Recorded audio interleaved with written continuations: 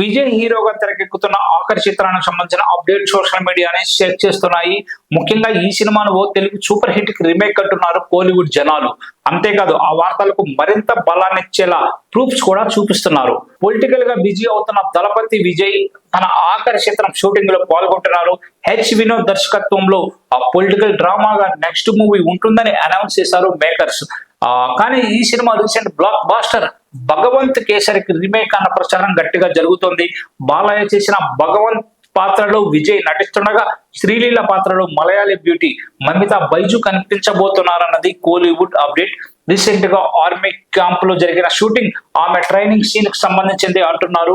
శరత్ కుమార్ చేసిన పాత్రను ముందు శివరాజ్ కుమార్ తో చేయించాలనుకున్న దర్శకుడు ఇప్పుడు మరో నటుడి కోసం ట్రై చేస్తున్నారట. మెయిన్ విలన్ గా అర్జున్ రాంపాల్ ప్లే చేసిన క్యారెక్టర్ లో బాబీ డియోల్ నటిస్తున్నారు.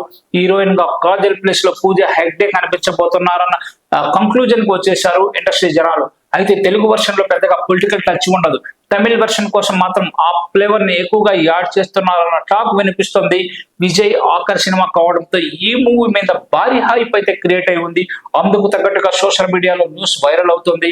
అయినా దళపతి 69 రీమేక్ అన్న వార్తలపై చిత్ర యూనిట్ ఇంతవరకు క్లారిటీ ఇవ్వలేదు. అధికారికంగా దీనిపై క్లారిటీ ఇవ్వాల్సి ఉంటుంది.